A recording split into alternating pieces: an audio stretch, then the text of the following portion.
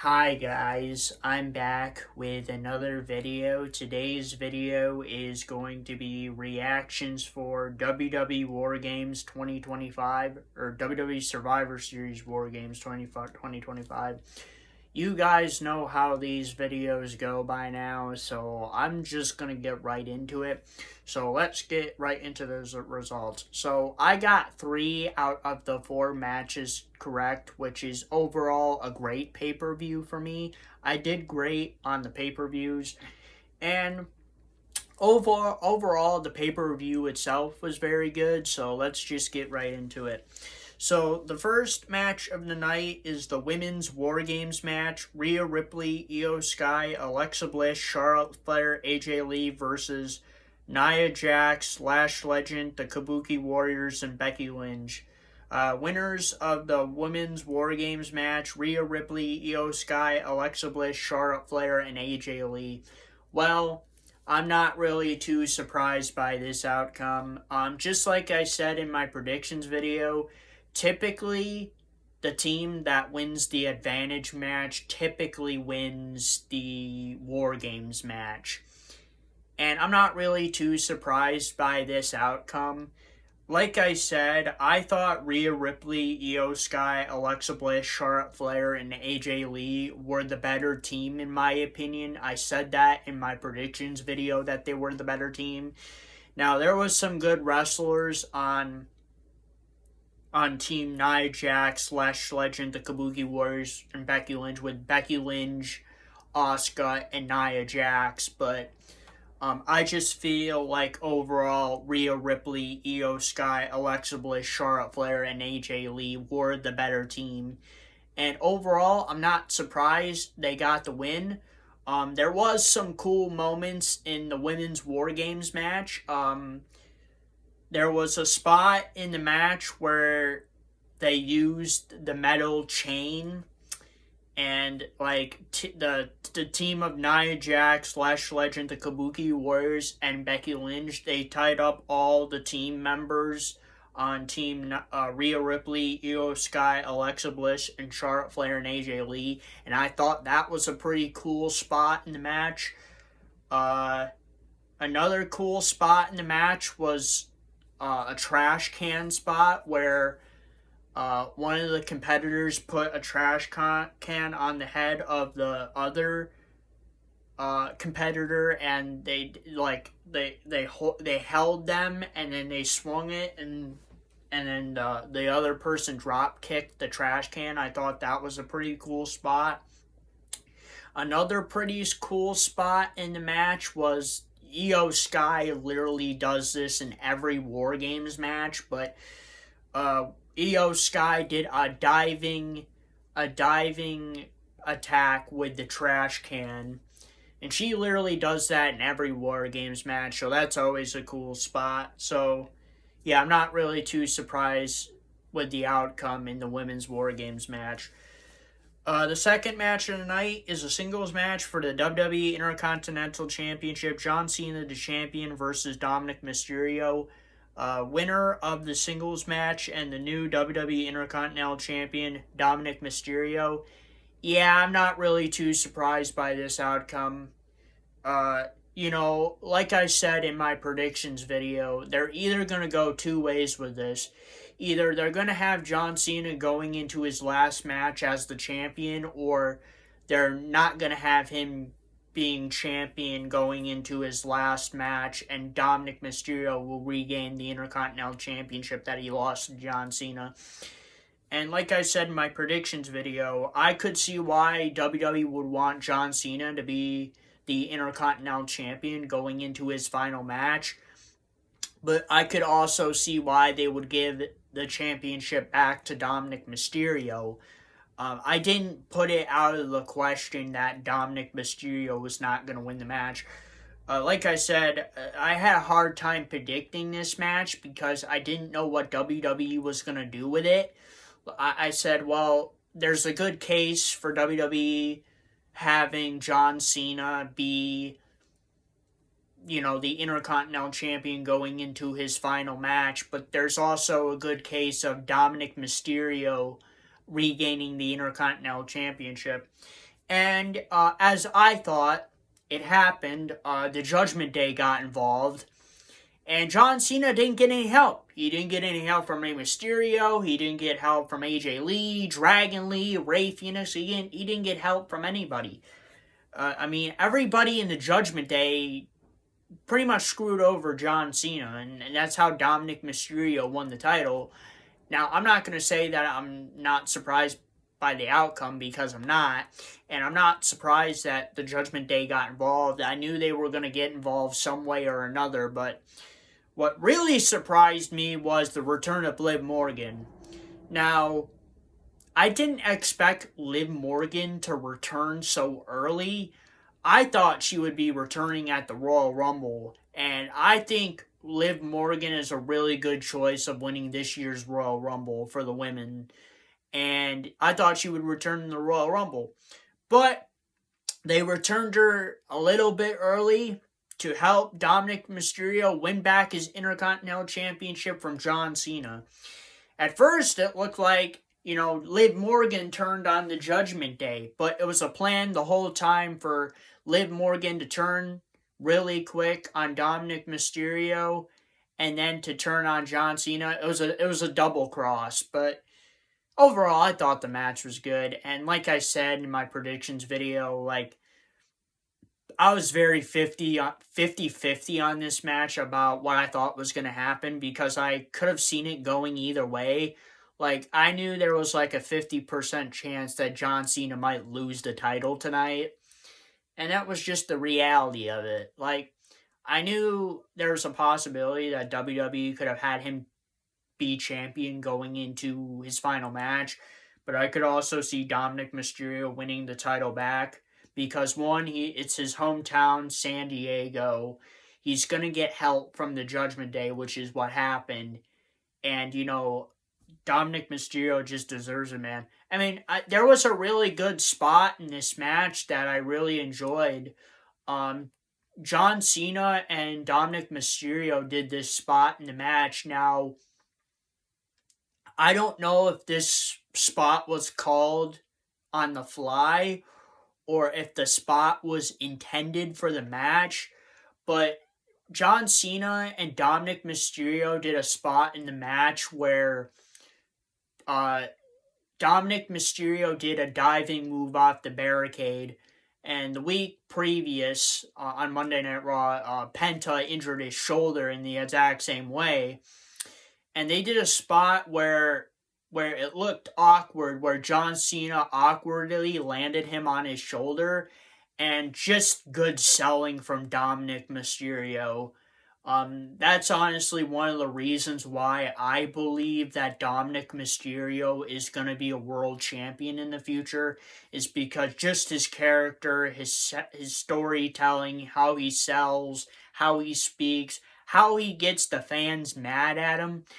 Dominic Mysterio is definitely a world champion in the future, but yeah, I thought the spot was cool, and, the selling was great, and then the double turn where Dominic Mysterio wasn't really injured, and he got the Judgment Day involved to help him win the match, so overall, I thought it was a good match. The third match of the night is a singles match for the WWE Women's World Championship. WWE Women's World Championship. Stephanie Vaquer, the champion, versus Nikki Bella. Winner of the singles match and still the WWE Women's World Champion, Stephanie Vaquer. Yeah, I'm not really too surprised by this outcome. You guys already know how I feel about this match. I talked about it in my predictions, but there wasn't really any build to this match. There really wasn't any build to it. The storytelling wasn't very good. The only thing I can say about this match is Nikki Bella turned heel. She turned heel weeks before. And like I said, Nikki Bella is better as a heel than she is a babyface, but it didn't really save this match because there wasn't really build for this match, and there wasn't really a lot of storytelling, and I just got the feeling that Stephanie Vaquer was going to remain the champion. That's what ended up happening. There was a cool spot in the match where Stephanie Vaquer did the devil's kiss to Nikki Bella on the announcer's table, and I thought that was a cool spot. But that's really the only good thing I can really say about this match is I thought the match itself was good, but I feel like the build up and the storytelling and everything else needed to be better to really put this match together and make it more believable, because I just never really seen Nikki Bella winning, and I just seen Stephanie Vaquer retaining. And now I knew there was an off chance maybe WWE would pull a fast one and have Nikki Bella win it, but I just did not see that happen. But overall, it was a good match. And the fourth match of the night in the main event is the men's WarGames match. CM Punk, Cody Rhodes, the Usos, Roman Reigns versus The Vision, Logan Paul, Drew McIntyre, and Brock Lesnar. Winner of the men's WarGames match, The Vision, Logan Paul, Drew McIntyre, and Brock Lesnar. I'm not really too surprised by the outcome, just based on storytelling. I said this in my predictions video. The reason why I thought the Vision, Logan Paul, Drew McIntyre, and Brock Lesnar were going to win the men's WarGames match was because of story. The story going into this match is that the Vision, Logan Paul are the future of WWE, and they're pushing them as that. And there was also a big rumor going around that this match will make it clear what direction WWE is going to be going in for the main event of WrestleMania. And I think this match really did that. It really sets the stage of what the two main events this year of WrestleMania are going to be for the men's. And honestly, I thought the match was great, just like the women's WarGames match. And the spots, there really wasn't too many big spots in this match. I think the women's had more better spots, but for just general wrestling in the WarGames match, I think the men's did better. But overall, I thought it was a great match. The one thing I am surprised about, they had this mystery attacker come in and help the Vision, Logan Paul, Drew McIntyre, and Brock Lesnar win this match. And he was in all black. We couldn't see it. We didn't know who he was. I'm like, he did the curb stomp like Seth Rollins. I'm like, it's not Seth Rollins, because Seth Rollins is legitimately injured right now. He's out on the shelf. So it can't be him. It's got to be somebody else. And who could it be? Well, who do I think the mystery attacker is? I have a theory, and I think it's Austin Theory. See, the rumor going around is that they were going to have Austin Theory in the WarGames match this year. Now, you guys are probably wondering, Joey, why would Austin Theory be in the WarGames match? He hasn't really been on WWE TV, and he has nothing to do with any of the people in the match. I was like, yeah, that's right.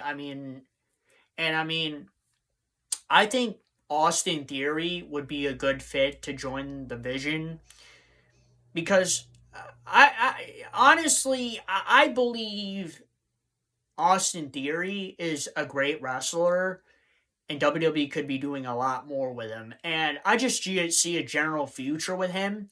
Maybe not world champion material, but a good worker. I would say a good worker who can put on good matches and have great matches without being a champion. And Austin Theory would be great for the Vision. I think he's the mystery attacker. Now, we won't find out until either Monday Night Raw or Friday Night SmackDown or something like that who this mystery attacker is, but I thought the mystery attacker angle was pretty good. Overall, I thought the match was great. Now, what do I think is going to happen in WrestleMania 42's main events? Here's my picture. It's going to be Roman Reigns and Cody Rhodes once again. And it's going to be Braun Breaker versus CM Punk for the world title. I think Braun Breaker is going to win the Royal Rumble. I think I said it in my predictions video. That was something I said early on. I think Braun Breaker and Roman Reigns both make a case of winning the Royal Rumble this year. They're both great picks. Now, as you guys already know, I wanted CM Punk to win the world title, but because Seth Rollins got injured and he's on the shelf, CM Punk was able to win the world title. So I think CM Punk should be, you know, in main event night 2 of WrestleMania as the WWE World Heavyweight Champion. But yeah, overall, it was a great match, and I can see what the direction is for WrestleMania 42. All right, so what do I think is the match of the night? I think, this is tough for me. This is really tough because I say this every year about the WarGames matches, but I think both WarGames matches are great, and I really like both. And I always have trouble deciding which one I think is better, the men's or the women's, because usually both of them are great matches. If I had to say, I think I'm going to go with the women's WarGames match as the match of the night, just because I think they had the better spots in the match. So I'm going with the women's WarGames match. I think the underdog match of the night is the men's WarGames match. I mean, the mystery attacker was cool. The fighting in the match was cool. Getting the direction they're going to be going in for WrestleMania 42 is pretty cool. The mystery of the mystery attacker is pretty cool too. So it's an underdog match. It was great. And I think the honorable mention is going to be the singles match for the WWE Intercontinental Championship. John Cena the champion versus Dominic Mysterio. There was a lot going into this match. There was a lot of outcomes that could have possibly happened, but John Cena and Dominic Mysterio, for what they did in the match, it was a good match. They had a really cool spot in it that I liked, and I think it was a good match. Not the best match on the show, but a pretty goddamn good match.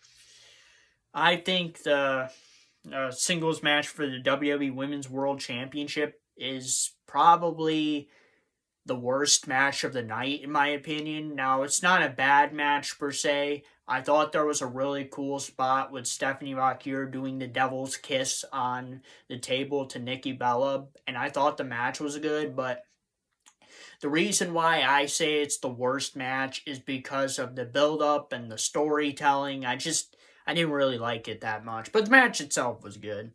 One more thing I would like to say before I end off the video is, wow, Rhea Ripley's attire for women's WarGames match, that's chef kiss. I really like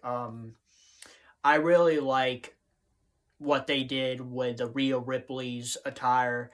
Having her wear like Art the Clown, Terrifier type mask, because she's a really big fan of Terrifier.